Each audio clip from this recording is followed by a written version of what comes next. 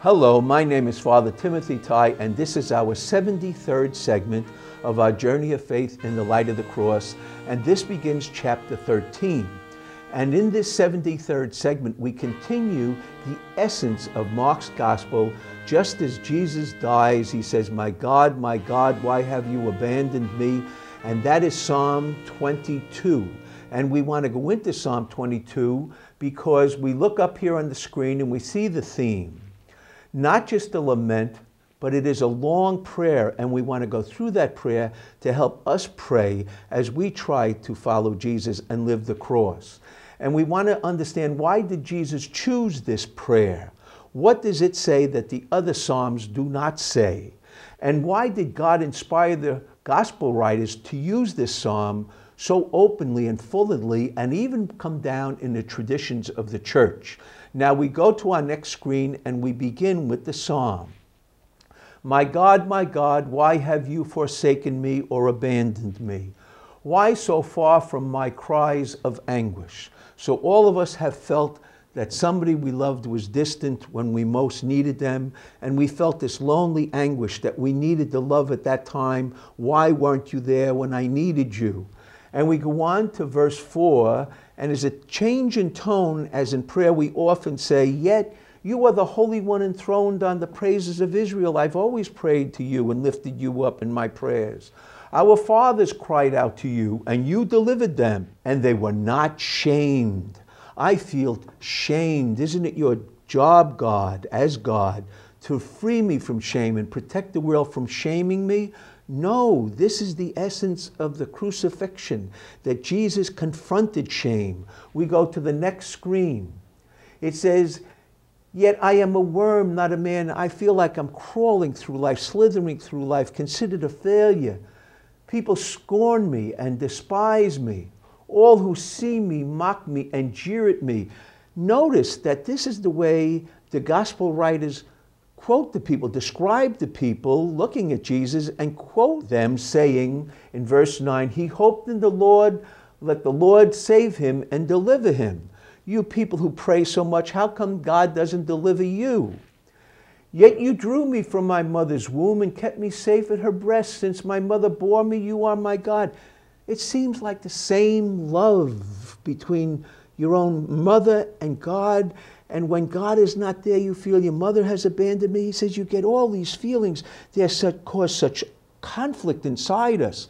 But this is what prayer is all about, to resolve these conflicts. We go on to our next screen. And it relates more and more to our lives, we hope. "I am poured out like water." Prayer is pouring out your deepest feelings. Not your rational, logical mind, your identified problems, but these terrible feelings inside us that confuse us and conflict us. "My heart is like wax melting within me. I want to pulse with life. I want to throb with life. But I go to lift up my heart to God, and it's like my heart drips through my fingers. I feel I have no throbbing, no pulsating life in me, almost like a psychological heart attack. My mouth is dry and my tongue sticks to my palate. I thirst." We think of all the people in recovery, especially our loved ones who are trying to overcome addictions. And Jesus felt all this to the fullest.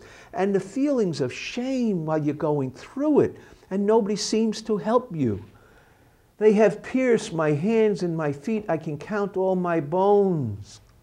This is not in Scripture, strangely enough. It's in the Stations of the Cross, the traditions of the church since the first century. We've all heard it many times, but it's not in Scripture. It's in the Stations of the Cross. But how many people in the hospital with medication, with hurts and pains, feel their bones the way Jesus did? "They divide my garment, for my clothing they cast lots." Our clothing protects us from being exposed and shamed. And all of us want clothing, and we're afraid of it being stripped of our clothing and being naked and exposed before the world. But Jesus was exposed as much as any man could. And when he did, he surrendered it to the Father. He crucified it and gave it to the Father, and it turned like fertilizer into a redeeming, life-giving experience.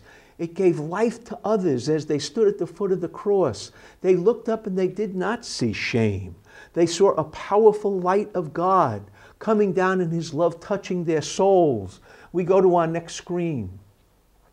Oh Lord, come quickly to my aid. I need it now, not later. Deliver my soul from the sword. We could fear for our lives that somebody is really threatening us with a sword, but we could feel the sword of somebody's tongue cutting us up and making us feel endangered as they just cut us up and leave us for dead. I will proclaim your name. Now, the break between 21 and 23 is just this mysterious grace of God. As people pour themselves out, they feel empty, they feel anguish, they feel suffering, they feel everything naked before the world. All of a sudden there's this burst of confidence, there's this burst of fulfillment in God's grace. I will proclaim your name to the vast assembly. In the ancient prayer is transformed in I will proclaim your gospel to all the world. Seed of Jacob, glorify him. Seed of Israel, fear him. O seed of Abraham, claim your inheritance. For he did not reject the afflicted. And now Jesus, as he prays, no longer feels rejected or abandoned or forsaken on the cross. We go on to our next screen and we see a continuation in verse 25. He did not hide his face when I cried out to him. God was present to him. And the love came through and his eyes made him feel loved instead of ashamed. So many of us, when a loved one looks at us and we feel in the worst moments of our lives, we feel ashamed that we're so down and out. But then it lifts us up and transforms us. I will give praise and fulfill my vows in the great assembly. I will fulfill my mission, not my will, but thy will be done. And the poor shall eat and be satisfied. I know that my life will not be squandered. It's for good purpose that you had me here, and I suffered for good purpose. And their hearts will live forever. Isn't this wonderful? I know my suffering will bless others' lives. The Lord is king. He has dominion over all the Gentiles. And dominion means to cultivate and care for life, which God did in the Garden of Eden before sin. And he shared that dominion with Adam and Eve. We go to our next screen and we see even the prosperous go down into the dust and bow before him. Even those who were blessed, they eventually die, for no one can save his own soul but now with God's grace. But the soul can be saved by God's grace, and we feel that. And we feel that my life will bear seed and will serve the Lord. I will give life to others for what I was able to do by being faithful. My seed will proclaim to a generation yet to be born the deliverance he has brought.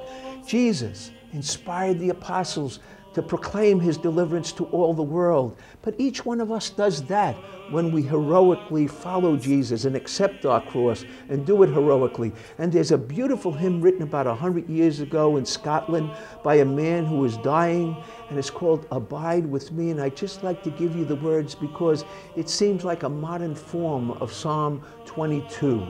Abide with me, fast fall the evening tide, the darkness deepens, Lord, with me please abide.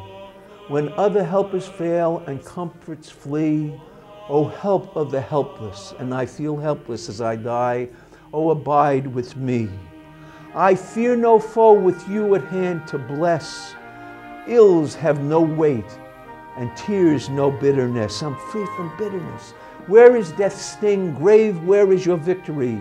I triumph still if you abide with me.